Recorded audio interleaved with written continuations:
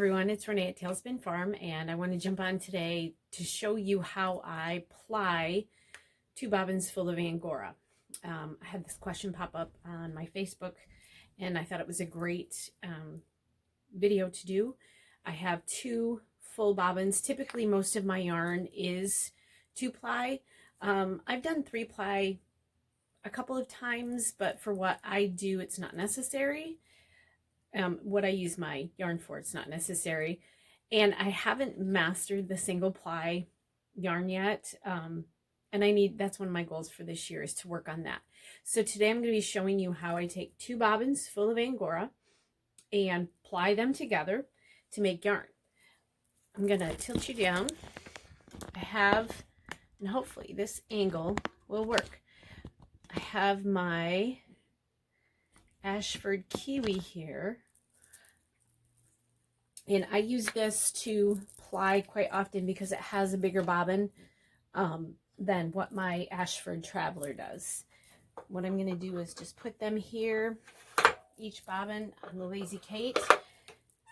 Technically, when you are spinning yarn, you are spinning it, I always spin clockwise, and so when you want to ply your yarn, you are going to spin counterclockwise. And that's what gives you the twist in your yarn. I just take the ends. I have just some regular yarn here with the loop, and I'm going to start treadling backwards. I need to get my, oh, it would help if I had my band on here. There. Now it should work. I'm going to start spinning backwards and let it uptake. And essentially, and I adjust as this starts going along to get the tension right. Essentially what I do to ply my yarn is just hold each strand. And I think everyone has different ways, and I am not sure why that is making that sound. It should not be that loud. I'll look at it later, but everyone has, I think, their own method of plying, but essentially this is how I do it. I put the 2 bobbins on, take one in each hand, and I am just putting it together and letting the wheel do the rest of the work.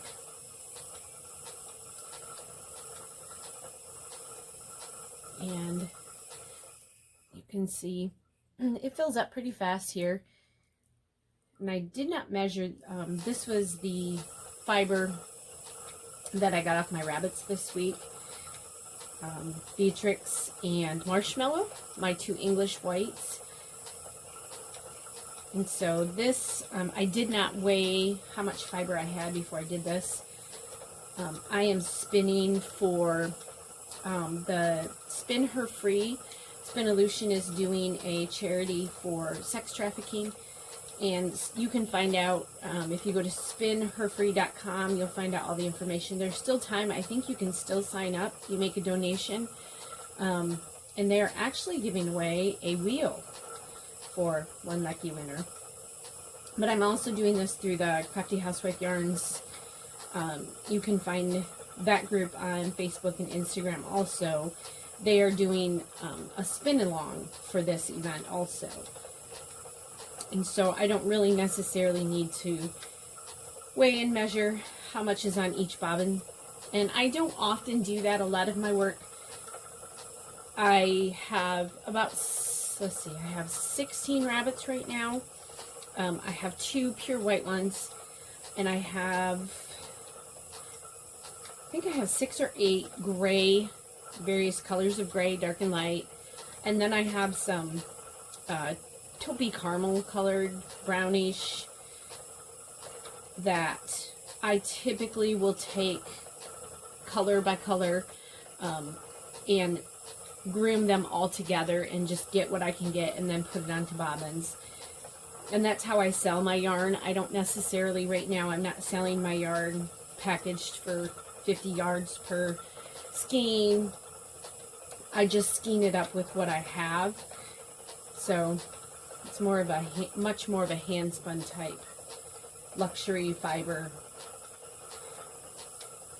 So essentially this is all I do. I let it go through my fingers. Every now and then I'll get an over twisted section, and this is kind of where I can deal with that. And I just kind of even it out as I go along. I often get to spinning too quickly and get those overspun sections every now and then. I have to concentrate to not spin so fast.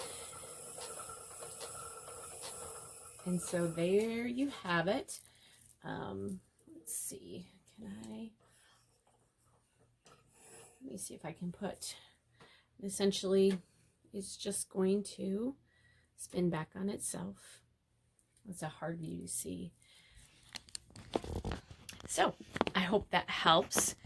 I probably will be doing another video here. I've got a couple more things I want to post. I did finish my, let's see if I can get that to stay. I finished my Lost in Time shawl, and it turned out really cute. That was with the yarn that my grandkids dyed for me for Christmas. And it was a hodgepodge of colors. It was my granddaughter and grandson, and they each had their own idea of what they wanted.